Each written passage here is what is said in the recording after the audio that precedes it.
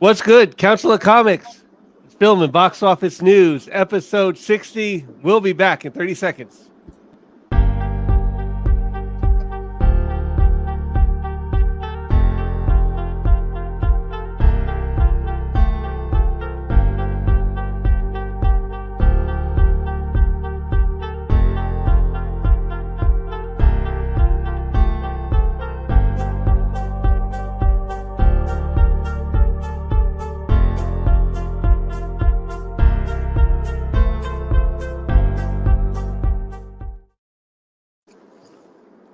Council of Comics, welcome to the Film and Box Office News Live Podcast, episode number 60. We got a lot to talk about today. Gen V, Loki, and our movie of the week, Planes, Trains, and Automobiles.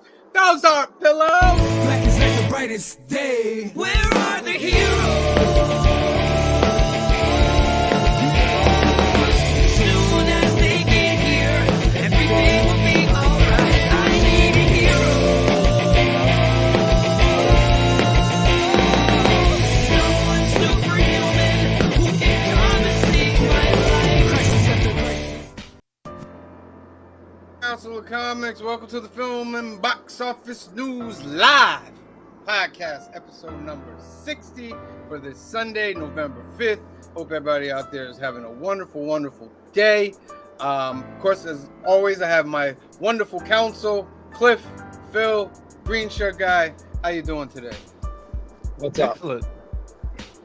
Good. Anything special happened today you want to talk about real quick? I did lacrosse. Green Shirt Guy made some money. I made some. Cliff. I made a little paper. Yesterday was my goddaughter's birthday. That was very nice. Nice. Nice. How old? One. It was first birthday. Oh, Happy even birthday. better. Did Happy you birthday. Happy birthday. Did you give her a smash cake? No, nothing like that. And it's funny. I got her two storybooks from my childhood, and like I wrote a message in each of them for her. And then I saw these really cool Linkimals, right? Is what they're called. And like so like, and I was like, oh my god, I gotta get these for my great niece. Like they're amazing. They all connect by Bluetooth and talk to each other and sing songs. And every time you add a new one to the group, more stuff happens. Very cool. Nice. Anything with you, Phil? For this weekend, yeah, nothing too much. There was nothing like I didn't get to Loki yet. Oh, sorry, I didn't get. So you, Cliff, did you watch Loki? Yeah. So Phil and Green Shirt Guy, we're gonna talk about it. If you don't want to hear anything, you're gonna have to mute on your end. Okay. And I watched I'm like one. I'm like I said. I'm 1.5 behind. Yeah.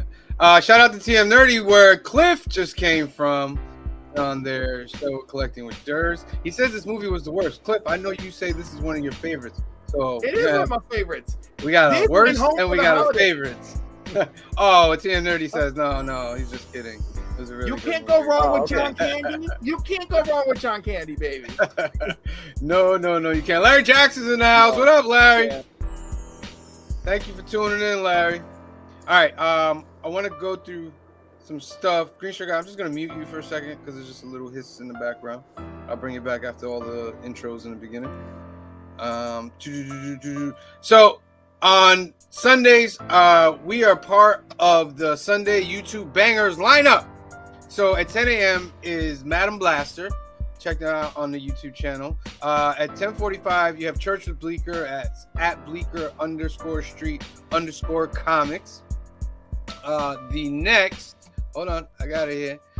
Then we have Collecting with Durs at 3 p.m. with TM Nerdy for their Sunday sesh. Then at 5 p.m., of course, you're here. The Council of Comics, you're here with us watching. And then at 8:30, we have Legion of Comics.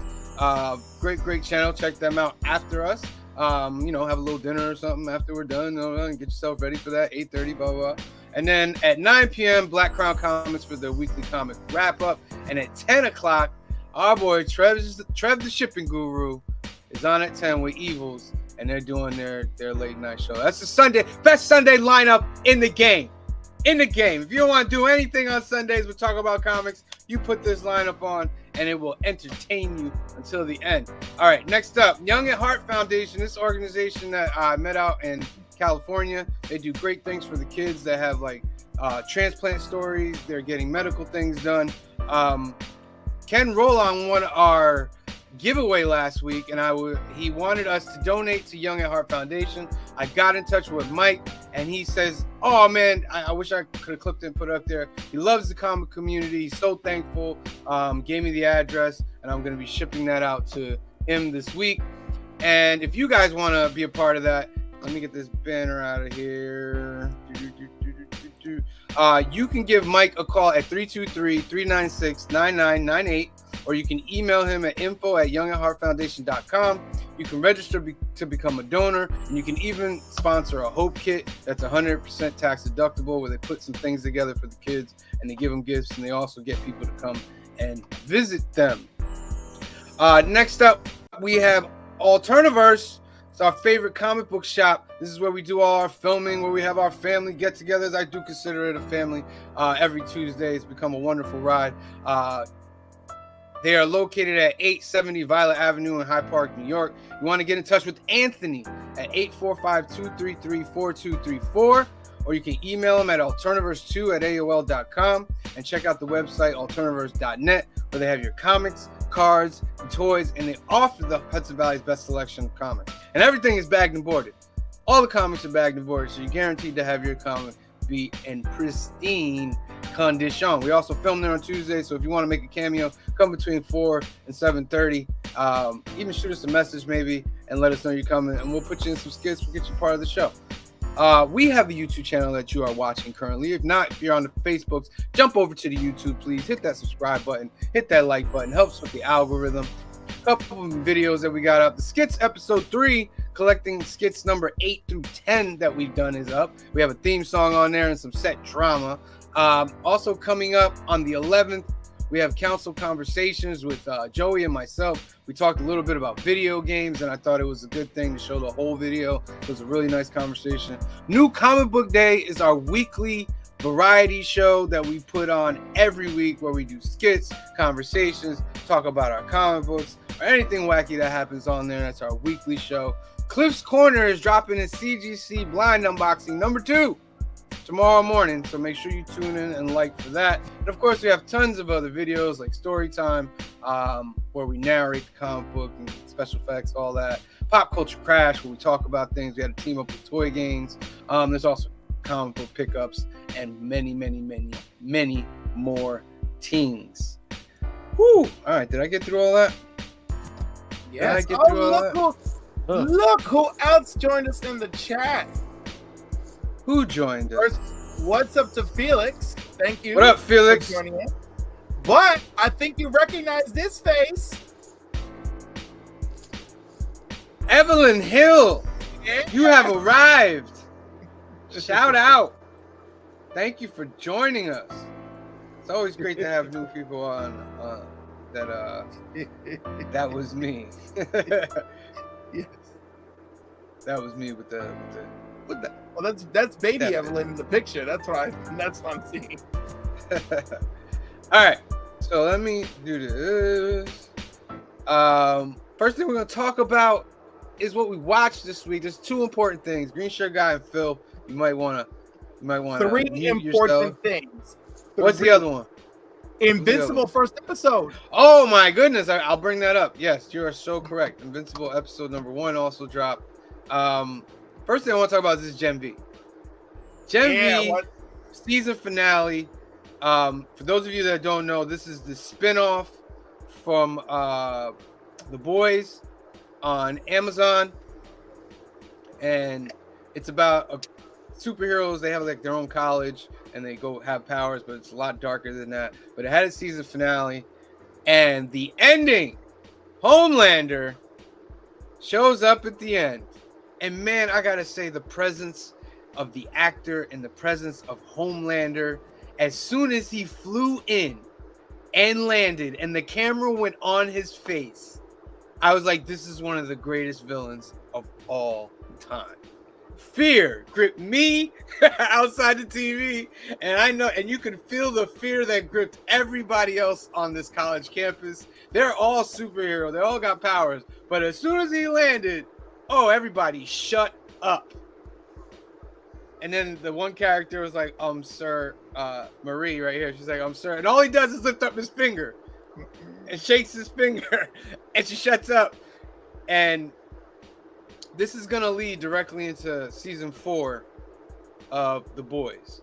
So if you have not watched Gen V, you need to watch it. It's very important and critical to season 4 of The Boys. Cliff, what do you think of this episode? Oh, what a hell of a cliffhanger. Actually, it's really funny. The last 3 episodes really... I gotta give this series a lot of credit, by the way. At no point did I ever feel like I was watching filler for this show, right? I gotta give them credit for that. Every episode felt like the story was moving and it was offering me something. I felt each character. God, this was not a cliffhanger. I'm not recommending this show for people under 18, Evelyn. And Tim said they will never kill off Homelander for that reason. Well, you know they're gonna kill Homelander. If you've read the comic, you know. Oh man, I hate cliffhangers. I'm sorry, Cliff. Are you doing? You take control of the comics. I won't touch the comics. You take it. I didn't even touch them. Oh, somebody was touching them. Phil, is that you? No, I'm not. No. Okay. Okay. Wait. I want to get up here. I touched them. Look at you, always touching things. Larry says, "Man, I could never get past 2 episodes of The Boys." Oh, Larry, that's so disappointing to hear. Like Gen V is on my it's on the to watch list. Like I really watched a lot of Murders in the Building. Only Murders in the Building. I still haven't watched that. Oh, I love that. I'm like a half hour left of the last season. Trev the Shipping Guru's in the house. Says what up, Council? Says what up, Cliff? TM90 says, "Hey Trev, My American Dad." That was a great show too, American Dad. But this series, great. If you're a Boys fan, you have to watch this. It does have a. You also don't have to. Like it is self-contained. I think you do though, because the elements of what they're going to bring into season 4, with the virus and all that stuff. I think, but again, basically, I didn't feel like you had to watch The Boys to watch this, and I don't think you have to watch this to enjoy season 4 of The Boys. I just think you get more out of it, right? Like I feel like they filmed it in such a way that like we'll get them eating potatoes. True, very true. Evelyn says, "I'm casually just sitting here having no idea what anyone's talking about. Seems like I won't for a very long time." Evelyn, we're talking about Gen V. The Boys. No, because she can't watch all this R-rated and murder and stuff. You know she's gonna turn 18, buy herself a year, you're gonna have a binge year fest. or something. You're gonna have a binge fest. Binge. Yeah. All right, so Gen V was great. We recommend that. And next one up, Loki, episode number 5. Wow. Bravo. It was like really good, but, and I know this is like, I'm really harsh of me. I didn't like that it felt like it slowed everything down. But the acting was great. The effects were like, the execution was great, but I also felt like it slowed the story down for me. I know that's like really, it doesn't feel. But in a sense, it slows down within the story though. So you're just feeling what the story's giving you.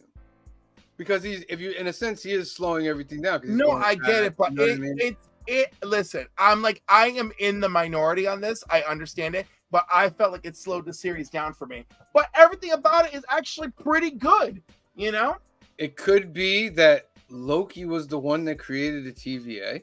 That's a possible theory. Well, that was a theory. That was an idea that was kicked around for season 1.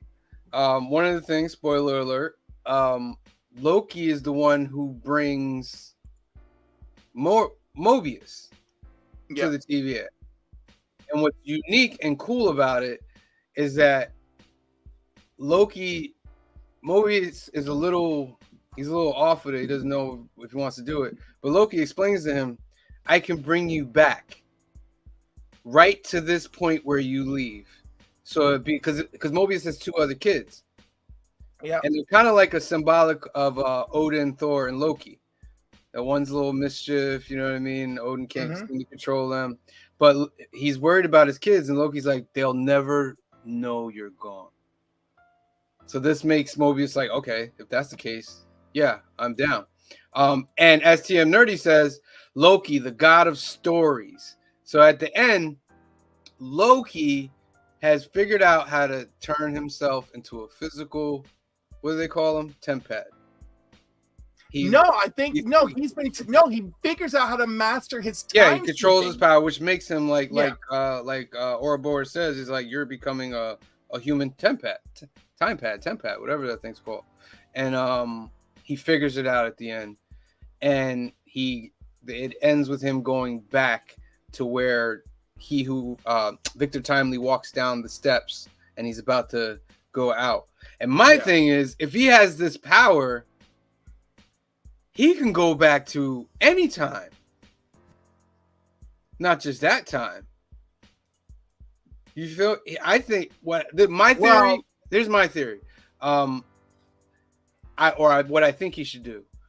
My theory is he's gonna go back to when Sylvie was gonna kill He Who Remains, and he will be the one that stays there and becomes the Loki who remains. I think that's how he'll end it. I think that's a very ambitious thought on yours. Remember what He Who Remains said in the first series. One of you guys has to stay. You have to stay here and run it for me. And both of them refused. So I think he's gonna try to fix something again. It's not gonna work. He's gonna realize I have to go back to when this popped off, and that's when Sylvie killed him. Yeah, but if he does that and he maintains, what do they call the one true timeline? The sacred timeline. The sacred timeline. Right. Like if he goes back to maintain the sacred timeline, like it defeats the purpose of this whole multiverse thing we've been doing with Marvel. Right? Yeah. And if he goes back and he chooses to not maintain the sacred timeline, like what's he gonna do? Like keep moving all the chess pieces around so they can support the multiverse? Like the reason I say it's too ambitious is because it's too much for a season finale. And this season finale is supposed to end in a nutshell. It's supposed to end cleanly, right? So we keep hearing. I don't know. I don't feel like it's gonna be that ambitious. I don't think this show has ever been too ambitious, in my humble opinion.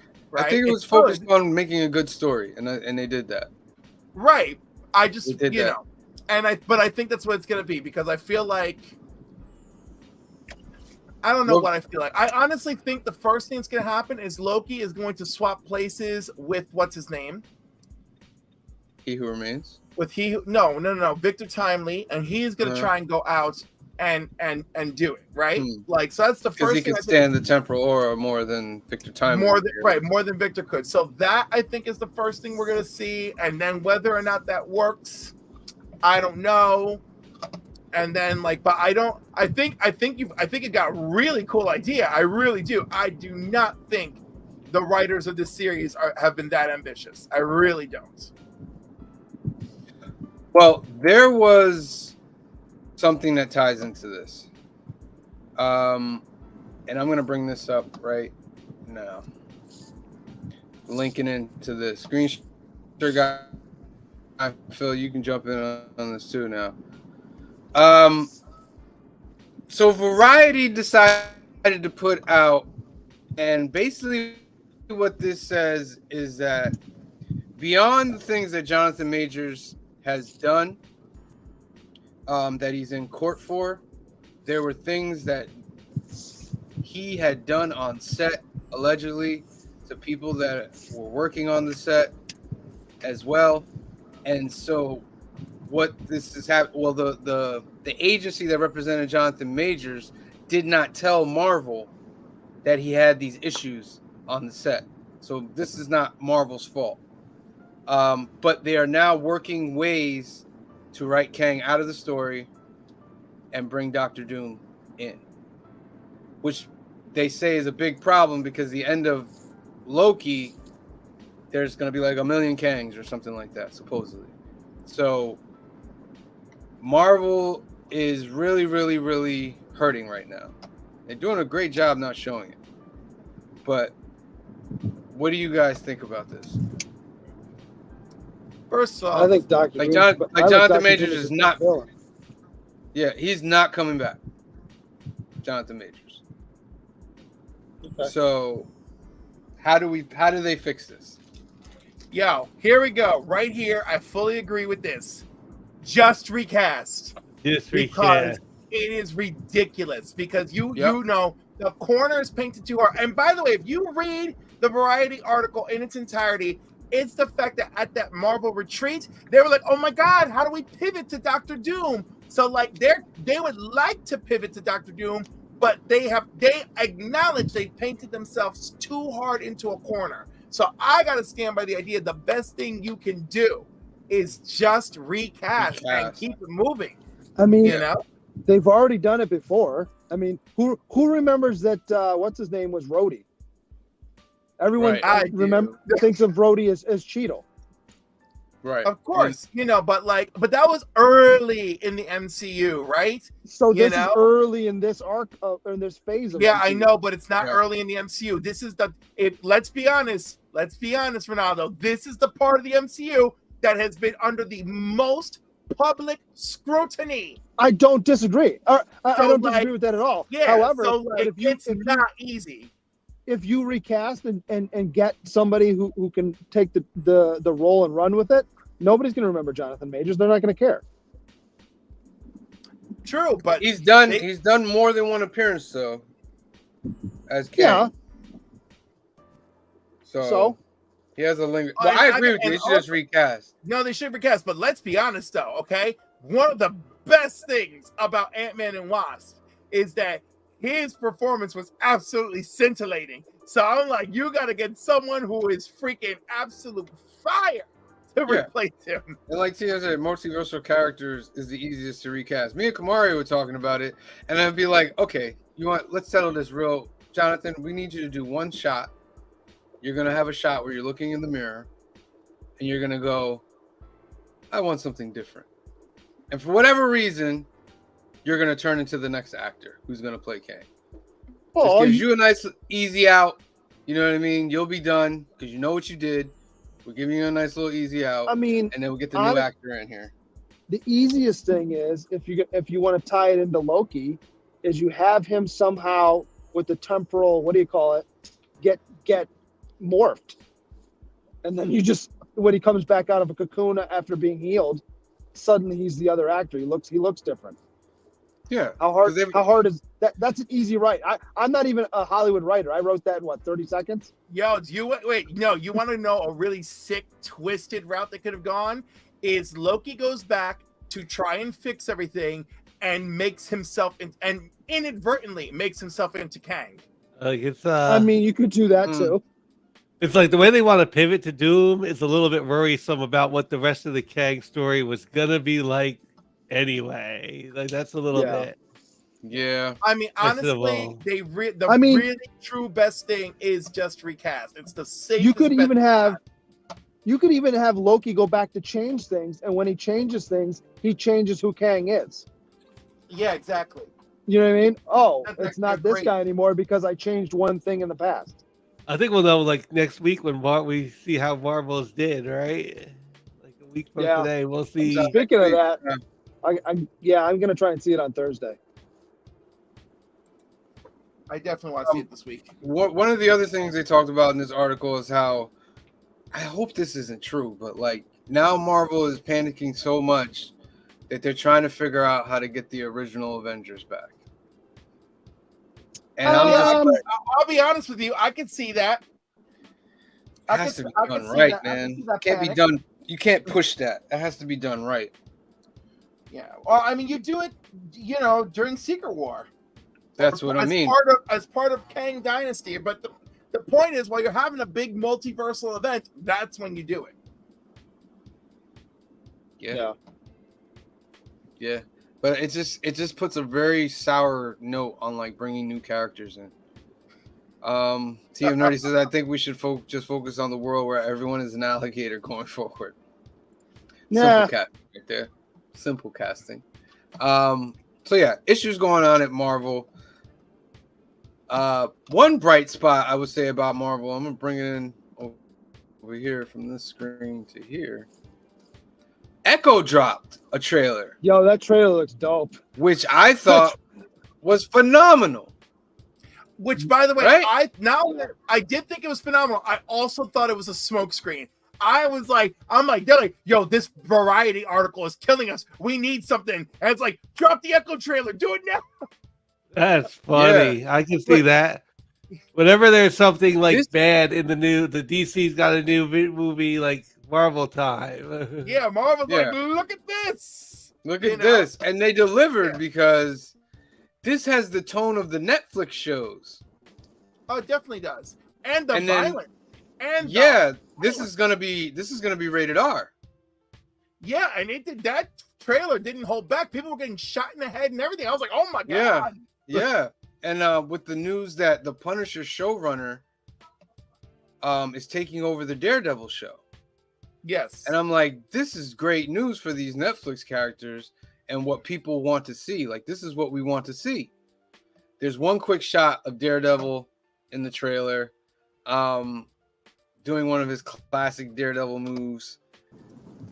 But I like the way they beefed up Kingpin. He's a little more beefy now. Hawkeye was just a little funny with the beefiness, but I think they figured it out. He was tall and all that, but you could tell he's a little bit more beefy, like a little bit more muscular and stuff like that.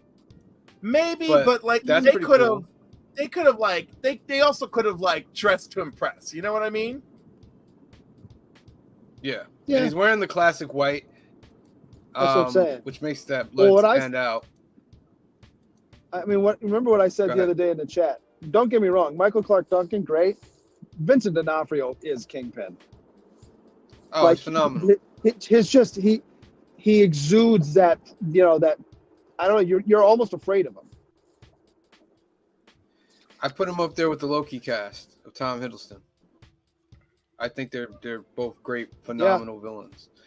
And they're trying to set Kingpin up as one of the villains coming up in the Marvel Cinematic Universe because he's supposed to show up with Daredevil and Spider-Man 4. And the main villain of Spider-Man 4 is supposed to be the Kingpin. So they're moving toward that, which I can't wait to see. I can't wait to see Spider-Man. It's like Marvel team up. To see Spider-Man and Daredevil in a major motion picture together, I think that would be great.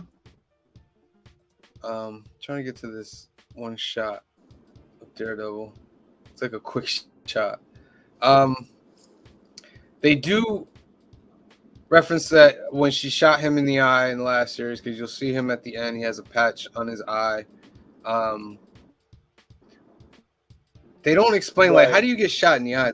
They'll die. You know what I mean? So I mean, if you Google it's happened quite a bit. Well, he's got good doctors, I guess, right? Yeah, like that shot right there. It all depends. It all depends on how. Like, oh my god! Yeah. It all depends on how the bullet exits, and if it bounces around in there. If it exits out sideways, you could get shot in the eye and live. True. Oh, there he was. There he is. There's DD. He's rocking an all red suit. The all red suit it's the suit from She-Hulk, but it's all red. And rumor is when he does Daredevil Reborn or Born Again, it's Born Again, right? He's gonna have a version of the black and red suit. And that I don't like the black and red suit. We got a it's comment a good thing. from Michael. I'm looking excited for that. That drops in January. Michael says, "Is it me? I have no Is it interest me? I have no interest in Echo at all." Wow. I don't know. This trailer got me interested. This trailer as long as they bring has back, me interested.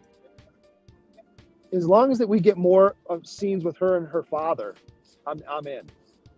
Because those ones where the him teaching her to be strong, even though you're deaf. It's not. Don't use it as a strength, not a weakness.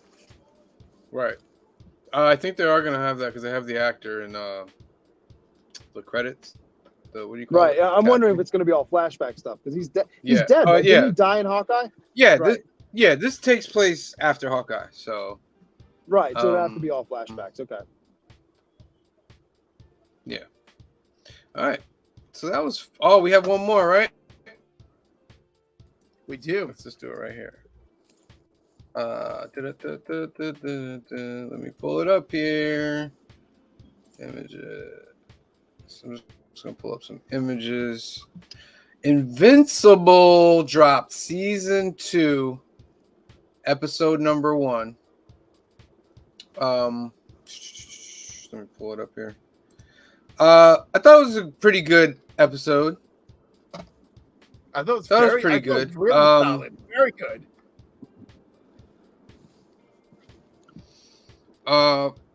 Mark gets the mess beat out of him again. He's always getting the mess beat out of him. He almost died in this episode.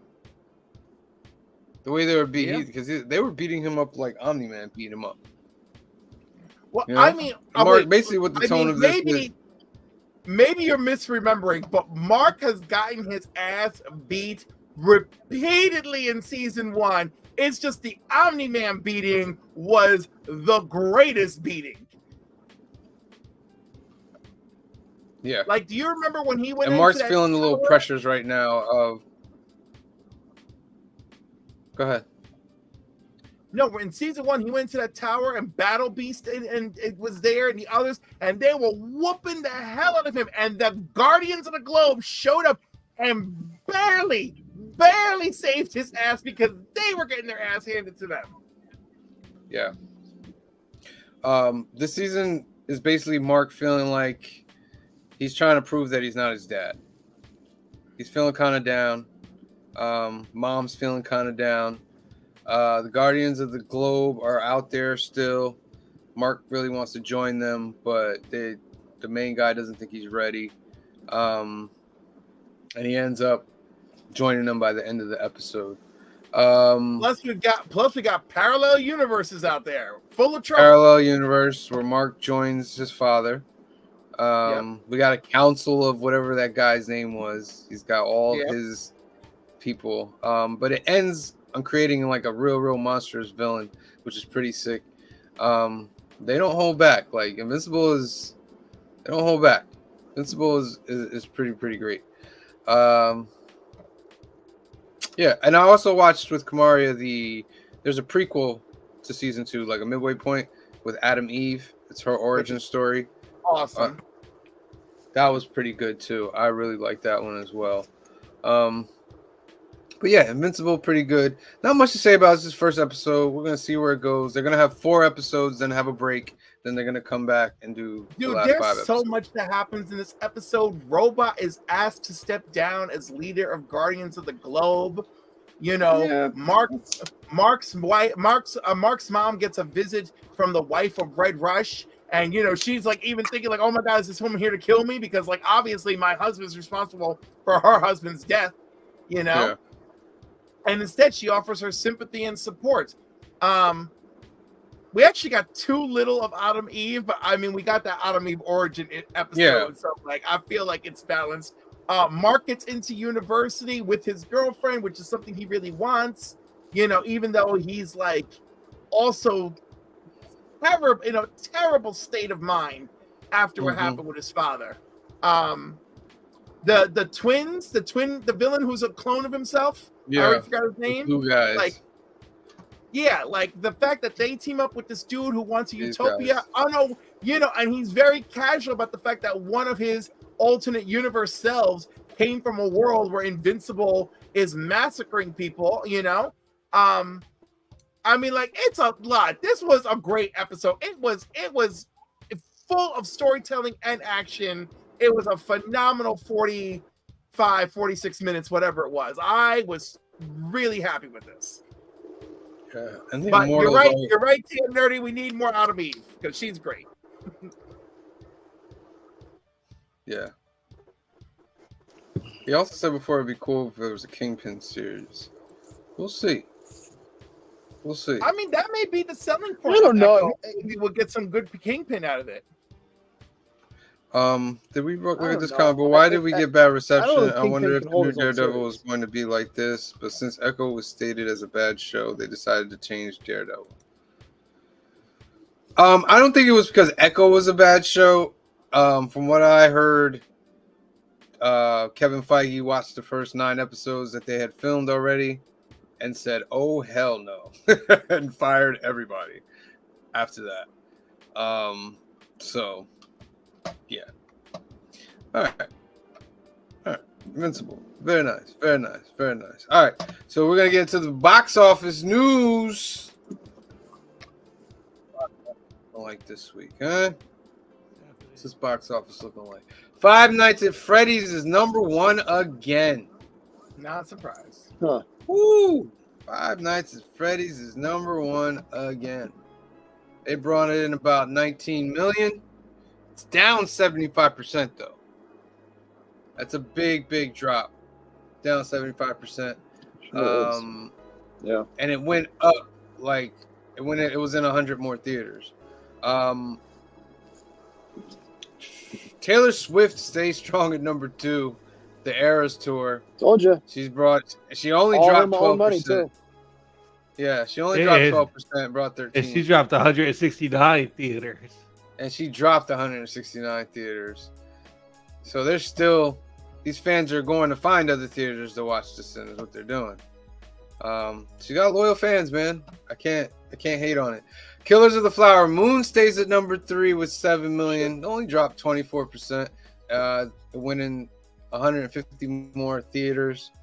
So that's all right. Priscilla jumps from 20 to number 4. Wow. 20 to number 4 with a 3,747% increase, and it went into 1,300 more theaters.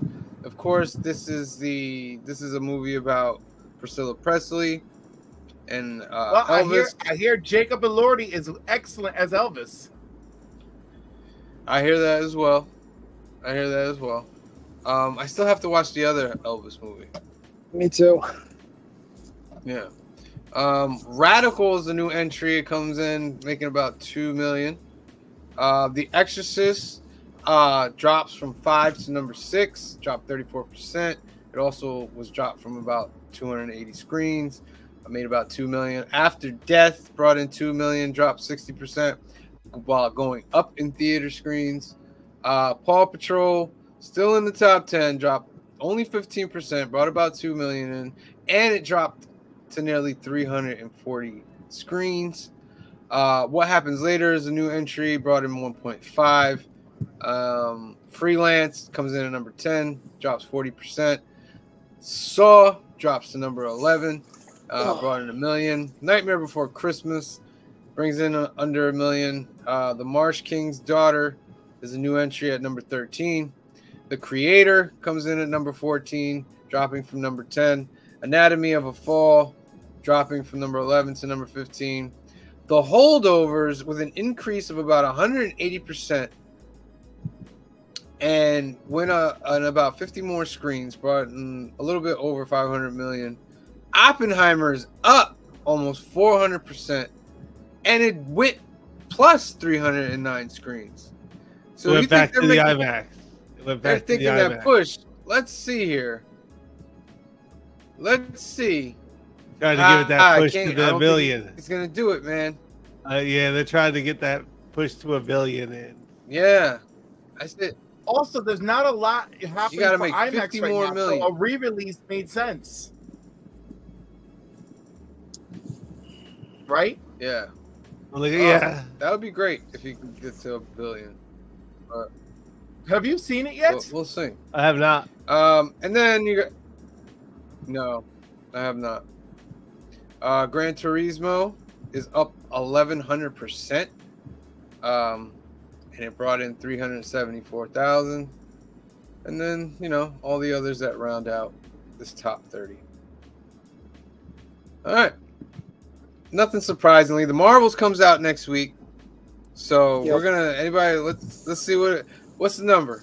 What's your guesstimates for the Marvels? Opening weekend? Just opening weekend? Yeah, yeah. Yeah. 163. Oh, you're giving her big numbers. That's big Just for numbers the right opening there. weekend. It's going to dip significantly after the first weekend. Was it opening worldwide or is it just opening US? What is that? Your worldwide number or your domestic number? Yeah, no, worldwide. 163 opening weekend. Possible. Could be possible. Phil? Domestically, I'd say 81. 81. Okay. Oh wow, domestically. Domestically, I could see it being like 120. You think it's gonna be 120 domestically? Yeah, domestically, I could see it being 120. Ooh, I'm gonna go with Phil. I feel like it could be 120 domestic. really? That's a lot of faith in the home crowd right there. You know what? Because let's be honest, when you look around at who has the most negative opinions about this movie coming out, it's mostly people online. So I want to see. I'm optimistic about reality. But do I expect it to underperform for a Marvel movie in general? Unfortunately, I kind of do. But I do think it's gonna have a good opening weekend. I think it'll have a good opening weekend. And I think it's going to suffer. I don't think it's going to be an $1 billion movie. Yeah, I'm gonna give it about Unless it gets crazy 70 reviews. million. I'm gonna give it 70 million domestic, and I'll give it about 118 worldwide. But do you really think no one's going out to see this movie? No. 70 million is a lot. We're talking for a Marvel movie, though. Yeah, Your I know, but expectations are pretty high.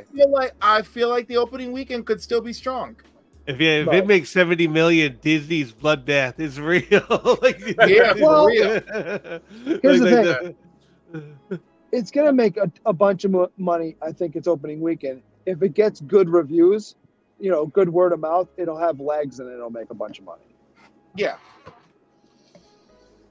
We'll see. This is Did you see that last trailer they dropped, which I felt was another Marvel smoke screen, where it's like they show them, what do you call it, switching places and fighting? Yeah. They also tease the X-Men. Yeah, Because they had a thing. Yeah. And the multiverse realities crashing. Yeah. But I thought it was a very good teaser. It looked very polished. So, that can mean a lot of things for this movie. If we get some really polished stuff. I hope it's good, man. But I think this is the last of this era of that Marvel movie. Do you get what I'm saying? I absolutely agree. This is the last one. Listen. We know damn well they're in those boardrooms sweating, trying to figure out how to get this back to the heyday. Yeah, because the next one is Deadpool 3, which they pushed back. Right, They but that's... did they push it back again? They might swap it with Captain America 4. How far did it get pushed back? That's some news. Well, they have this pushed a little bit. like a month. here's the thing, though. It's a Marvel movie, but it's not a Marvel movie. But it is part of the Marvel multiverse. It is now. No, it is. This is the first Deadpool MCU movie, if you want to put it that way. Right, but let's be realistic. Nobody really considers they're going to fold it into the MCU, but it's still kind of its own thing. It's still kind of its own thing. People are really looking forward to how they're going to handle this. This fold into the MCU. I mean, technically, any of those Sony Sinister Six movies are technically Marvel movies too, but would we consider them? You know what I mean? That's what I'm saying. Remember, Sony is still a problem because Sony is still a private entity, right? Right. But all the Fox stuff has officially been folded into the Marvel movie multiverse. They acknowledge it. They acknowledge it, but does the fan base acknowledge that? Is my point. The fan, do you in your head go, "Oh yeah, it's all one universe"? Acknowledging or do you not still go? No, I think the fan base is very much looking forward to it. Like all I can see is people being like, "Oh, what do you think they're gonna do with this and this and this?" And oh, they got Jennifer Garner back and blah blah blah blah blah. It's like, the buzz is real. Yeah. It's $1 billion movie out the gate. Whether it makes $2 billion, we'll see. You know what? Deadpool hasn't made $1 billion. Like, yeah. I don't Oh, think well, that- this time. It Yeah, will you this think- time. You got Hugh Jackman. Oh, wait. sorry. Okay. Wait, Deadpool has made a billion. Oh, was it worldwide? Okay. Yeah, Number 2 made $1 billion, I think, or something like that. both of them got. The first one hit the didn't make mark. $1 billion. I don't think the first one. Oh hit $1 billion. yeah. Look that up. I don't think so. No. Oh, the first I don't one only think it hit did. 780. I'm just saying. Yeah. Yes, technically it's a Marvel. What the movie. second one hit? And the second one, It's technically a Marvel movie.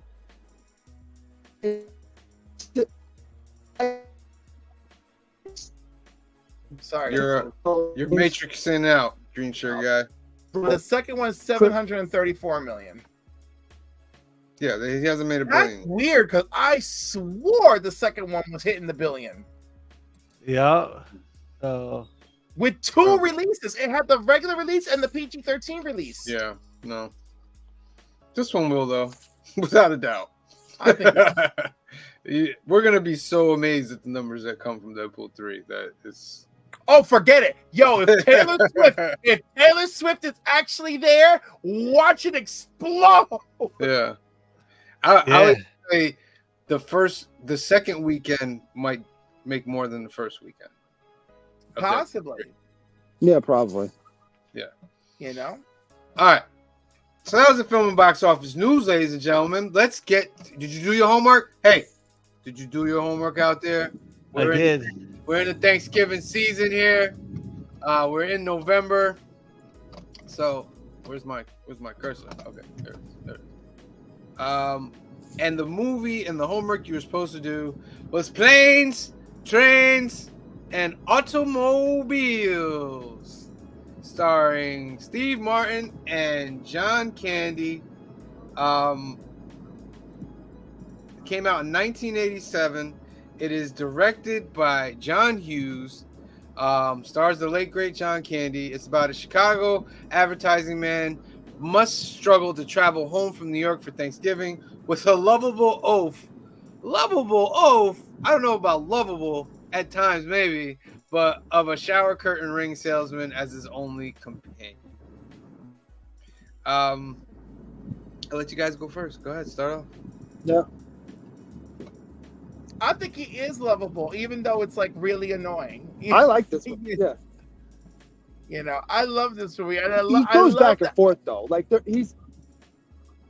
He has like his lovable moments, but as like a New Yorker, if I had to like actually like travel with him, I would have lost him like hard. Like you would have just shook him off. Like after like the first incident, I mean- like I'm leaving this dude at the airport. Yeah. Well, the part where Yeah. they're in bed and he's clearing his sinuses, I'd have knocked him out. Yeah. No chance. I'm sleeping in bed listening to that. Jeez. I like the way they just set up this whole film. Like he trips right here, and he trips over the luggage of the John Candy character. So it's just like a foreshadowing of what's to come. After This part, the way they were running down, like they're running down New York City to catch this cab, and I'm like, so you two are the only two people that That see was, this cab all the way down there. That you That guys was like all Kevin run down Bacon there. racing him, Yeah. right? That was Well, remember, Kevin Bacon, yeah. Bacon was in that. All right, so this scene, what's happening with him and Kevin Yeah. Bacon is Well- Kevin Bacon was in that movie where he was a runner, and like this was like a tribute to that movie he was just in, right? So it's Yeah. like it's a glorified cameo for Kevin Bacon, and then they're doing the run. Especially Steve Martin is clearly running parallel to someone much younger than him. You know? Yeah.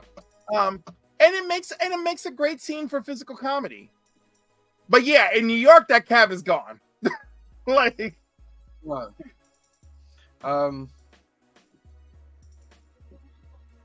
that car reminds me of that green car of National Lampoons. yes. Yes. The It's like a version family of that. truckster. Yeah. So it's just a whole. Oh, wait, my screen's jumped out for a second. I'm so sorry. Are you still there? Yeah. My thing's loading up.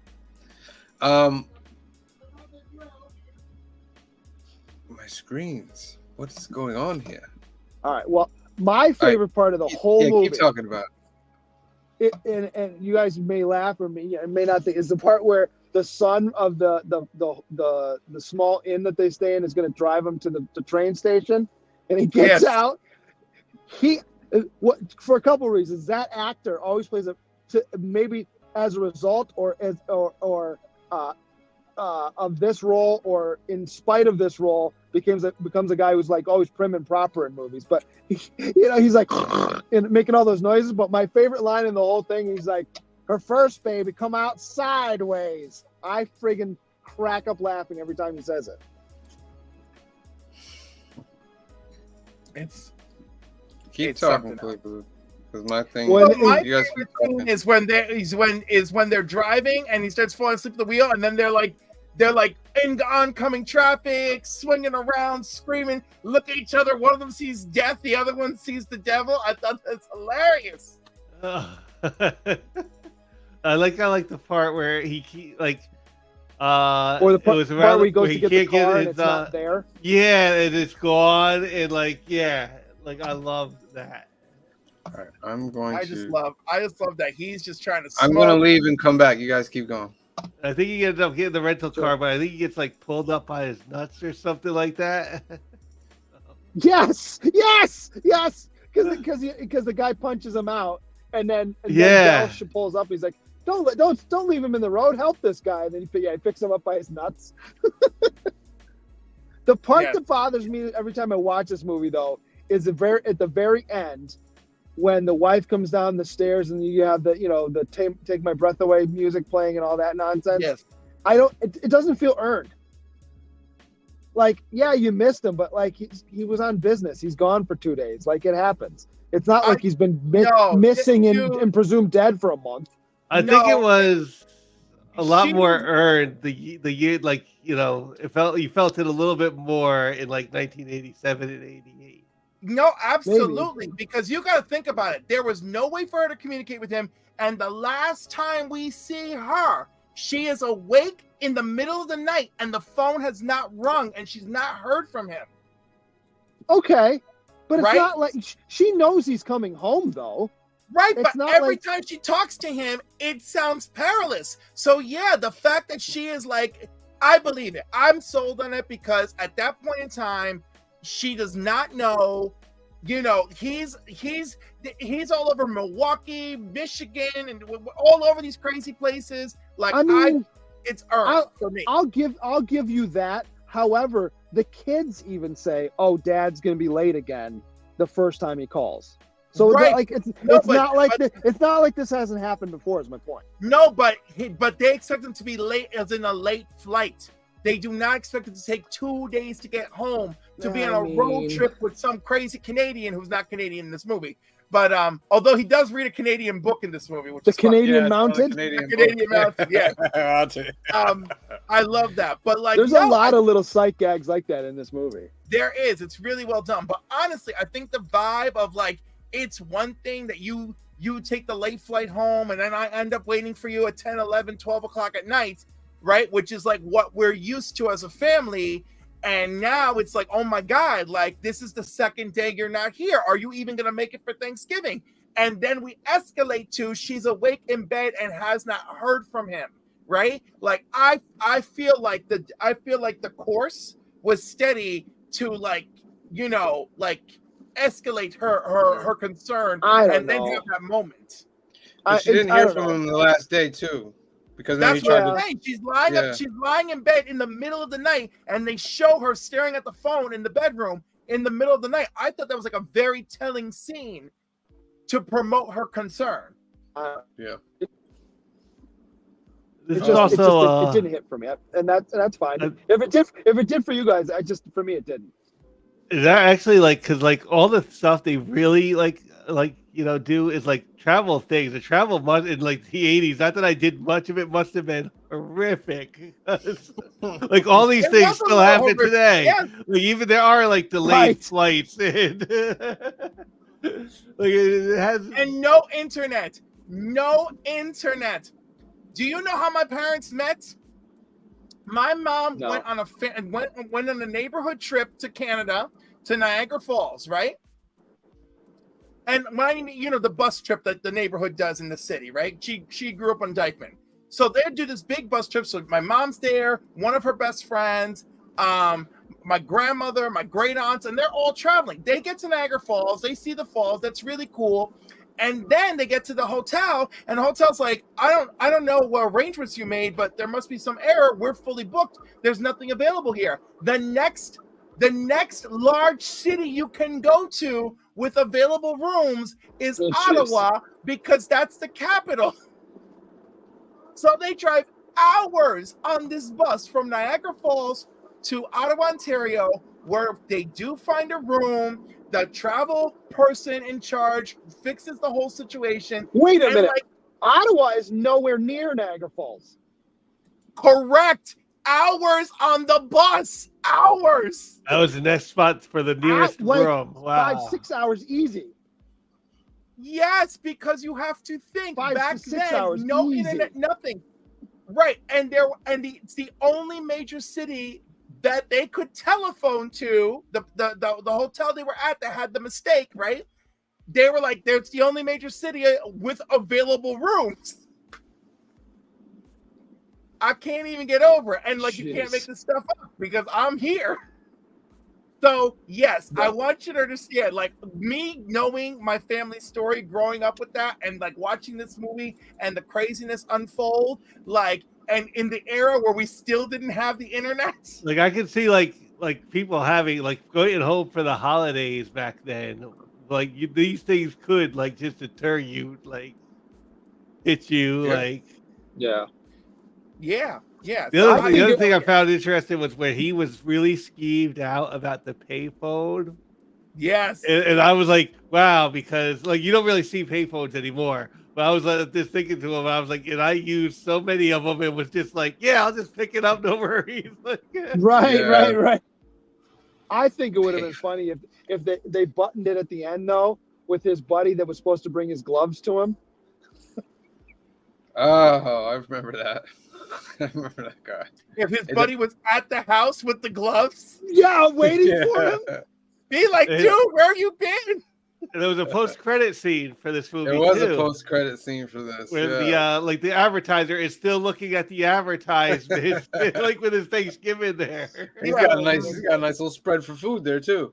This scene right here is what gave it the rated R. Oh, absolutely. Yes. What was it, like? Oh 20 yeah, Fs they right dropped there? a few F. He dropped like That's 20 what F-bombs. 19 F-bombs. 19. Yeah, I believe it. So He had to fight to keep that scene in the movie. You know, You no, can start by wiping that effing smile off your effing face. Yeah. and no Oh, by the planes, way- trains too. Like this was just a one and done. Like they didn't try to make a second one. No, Well, it which was I great. think a second one would have been good though. Like him living Yeah, with I them, think you with the ruined it, though. family. Yeah. It stretches credulity though, because why would like he's being nice to Dell at the end, but there's no way that they're in each other's lives after Thanksgiving. But that's what we thought during the movie, though, right? There's no way that he's continuing on this adventure with Dell. But he just constantly like thinks about it, and he ends up doing it. So I could see Dell living with him. I can see them like it almost would have been a like a Home Alone thing, like where they could have. Yeah. But I'm kind of glad that there was no planes, trains, and automobiles too. I think they might have like it might be like a reboot maybe, but There's a works. remake supposedly coming from Will Smith. I don't and think it's Kevin gonna Hart. have the same. It's gonna have that same magic. I will tell you this. Number one, the studio was mad at this movie nonstop. Really? They were mad about the 19 F-bombs. They were mad that they wouldn't drop the scene, and constantly mad at Steve Martin, Which by the scene? way, which made that scene. filming difficult. Steve Martin's house, they spent $100,000 building that house.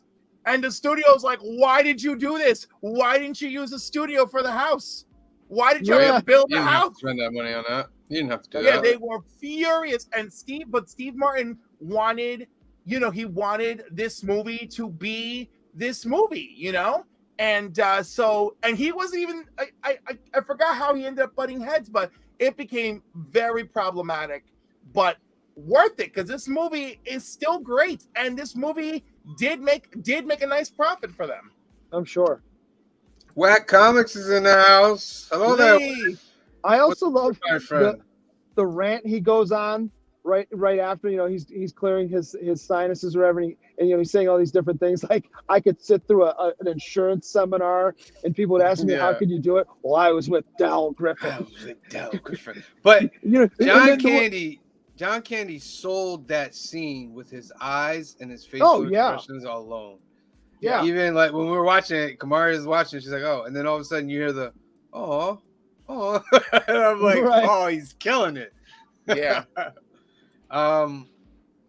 Michael always said, I watched One Crazy Summer last night. That was the movie we were talking about at Comic Book Day. The night before was Better Off Dead. Oh, classic movies. One Crazy Summer is one of my favorites. Which one's One Crazy so Summer? this- I don't remember that one. Which one is that? That's with John Cusack, and they have, it's with the ski lift people. Man, I don't remember.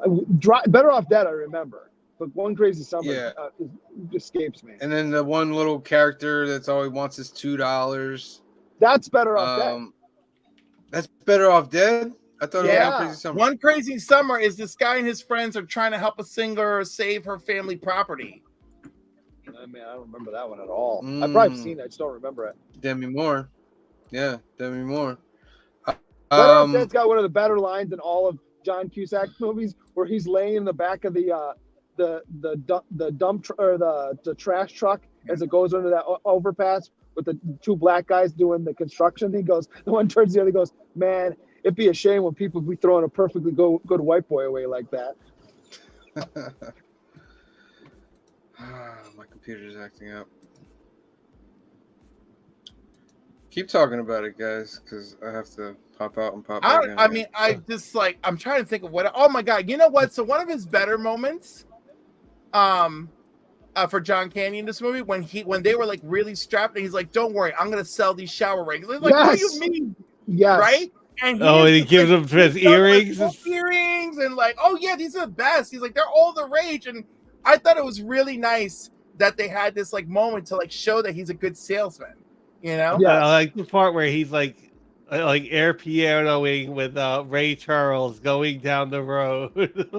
Yes. Great. Yes. How about right after they get robbed in the first hotel and they're eating breakfast or whatever, and they go to pay for it, and he says the thing about I'm trying to think exactly what he says. He says something along the lines of like, well, look in my wallet, that's what's missing. And then Steve Martin opens his wallet. He's like, yeah, it's empty. He goes, we were robbed. Like, it all of a sudden it hits him right then. It's just good. I like when they're eating towards the end, and again, he's really ready to say goodbye to Dal and brush him off, you know, and they kind of have a nice moment. But then when he's getting on his train, he starts thinking like, wait a second, what has this guy really been telling me the whole time we've been together? Yes. You know, I thought that was sold really well. I like when they were bonding a little bit in the hotel room, having a beer and stuff. Like, that was really nice. Yes. But of Yeah, course, Doritos at the one hotel. Like, yes, because things weren't quite so bad at that moment in time. Well, except for he had to take a shower and dry himself with a washcloth. Yeah, that was awful. So yeah, it's just I feel bad. I still end up feeling bad for John Candy's character, but at the same time, I was like, dude, how are you so oblivious all the time? Well, that's it. I mean, there's times that he goes back and forth, and probably just not just me, where you do love him, and then you're like, man, he's gross, and then, oh, he's not that bad, and then he does something really annoying, but then he's not that bad. So it's like, yeah. Yeah. By the way, for a sequel for this movie, I absolutely imagine them living as neighbors. Yeah, I could see that. Yeah. You know, where he has a better sales job that Steve Martin's character probably helped him get, right? And then, of course, because they technically kind of work together, a new trip, happens. Yeah. And Yeah. and now they're stuck trying to get home again. Exactly. Yeah. It had a very nice ending, very It was touching very ending, sweet. very sweet. Very sweet. Definitely at a the recommendation time, for Thanksgiving. you probably felt it a lot more that he actually Yeah. gets home. It's a little bit more tear jerky a moment that Yeah. might not have that might have been lost in the age of the movie now. Yeah. Somewhere in like the 45 years. But you know what? If I were doing it now, I would make sure in the last 48 hours they lose their cell phones. Yeah. Oh yeah. So to send their family they get stolen. panic. Or they get Have stolen. their stuff get stolen. But they need to we need to set the stage to send the family into a panic. Yeah, but this can never happen. Yes, it can. How can it happen? What do you need for them to have everything stolen first? No, this movie can't happen.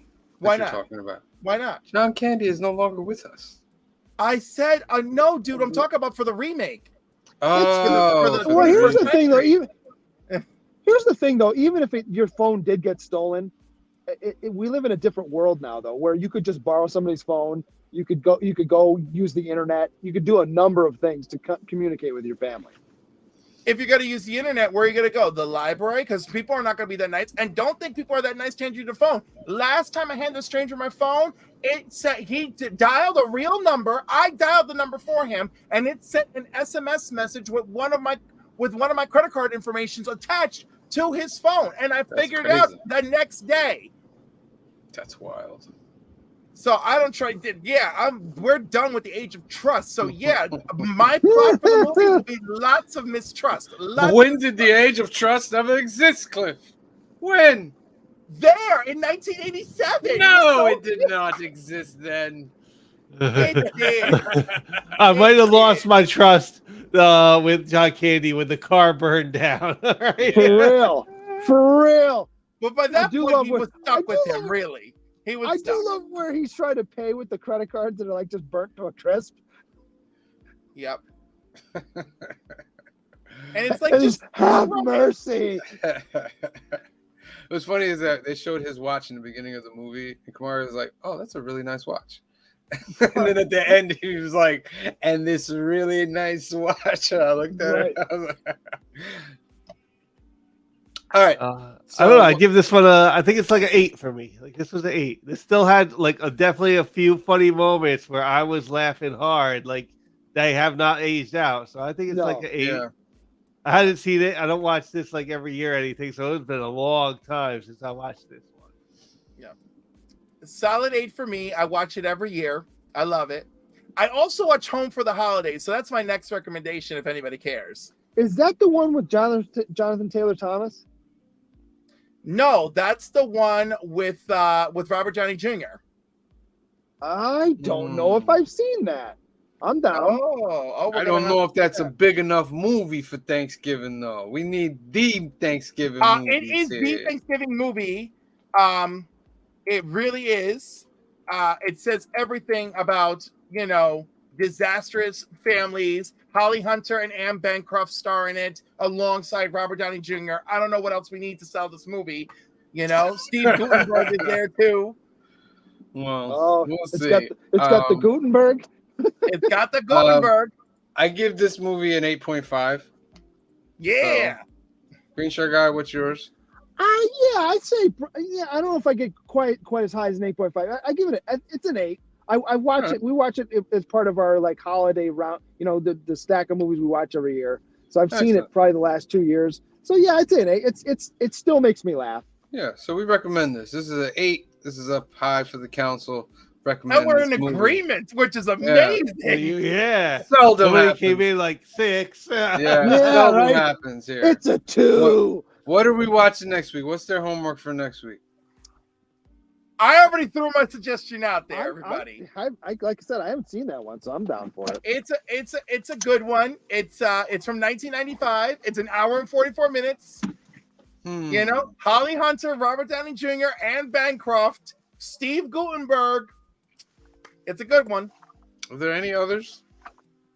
Just trying to that think are Thanksgiving themes? Yeah. Yeah, that's what I'm trying to think of. I mean, we're almost getting to. a bunch of them that are Christmas that aren't really Thanksgiving. Yeah. I mean, this one is just like, for me, it's the premier Thanksgiving movie because it is at Thanksgiving. It is happening. I just want to see if there's any other options out there. It's happening. I am looking at the options and they are grim, my friend. Well, tell us what they are. Don't make your judgment on them. Oh my God. Like, hold on. Don't leave any out that you don't want to see. Really? Like, oh my God. Wait, does Rocky take place at Thanksgiving? Oh, That's not a Thanksgiving movie. I don't care That what is you a Thanksgiving movie. say. That's not a Rocky? Dude, Is no, it? it's not. No, it is not. I think It is not a Thanksgiving movie. We talked about this last year with what's a Christmas movie. Just because it takes place around Christmas does not make it a Christmas movie. Huh. I mean, yeah, no, it's a boxing movie. It's not a Thanksgiving movie. I'm trying to find one where Thanksgiving is actually like part of the plot. Let's see here. They have Rocky on here for that. They have Rocky, Spider-Man on there. Big Chill. Yeah, they got Spider-Man, Adam's Family Values. Yeah, but some of those don't count because Thanksgiving is only 1 minute of the movie.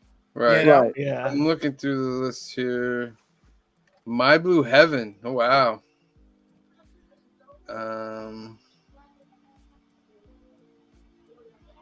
Yeah, I don't see. There's Home for the Holidays. I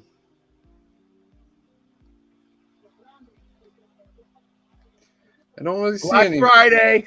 I mean, for that matter, he's just not that into you as a Thanksgiving movie because they're all over at Jennifer Aniston's father's house around Thanksgiving, where after he has a heart attack. I mean, like, come on. Oh, son-in-law. Oh my That's goodness. actually probably is a Thanksgiving movie.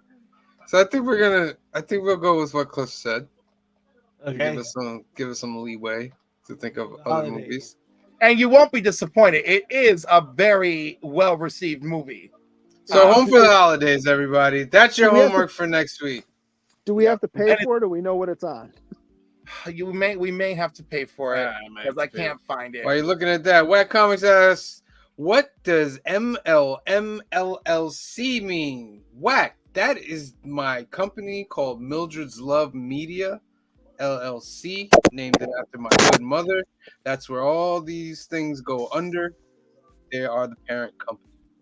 Looks like YouTube, Hulu, Amazon. Yeah, but they'll say with a premium subscription. I don't like that. I don't like that little tag of premium subscription. Apple. What does that mean?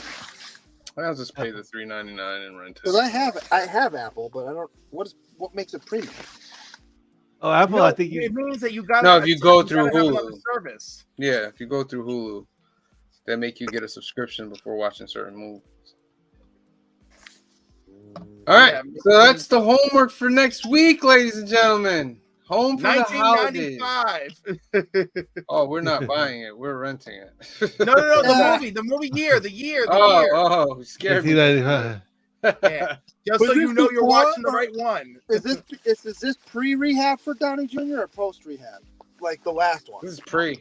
Oh, it's pre. It's 1995, dude. Yeah, Okay. I couldn't remember when he was finally kind of went off the rails completely. All right.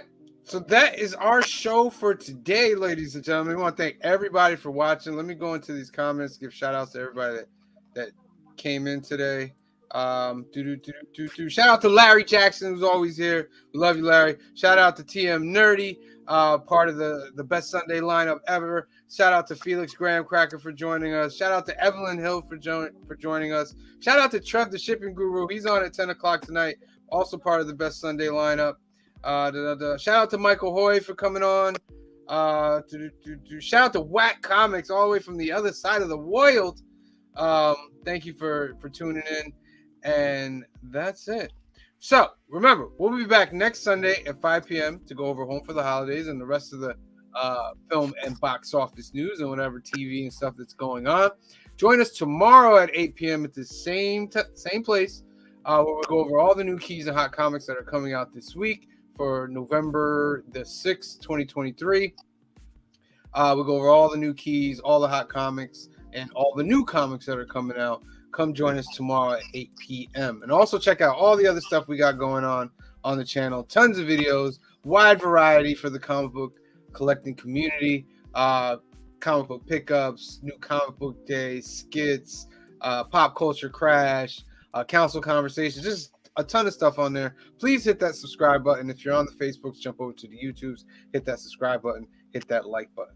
So for myself, for Phil, for Green Shirt Guy, and for Cliff, and the rest of the Council of Comics, we love you.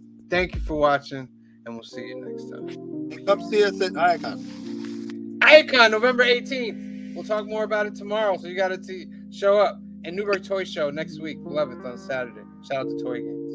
All right. See you guys next time. Peace.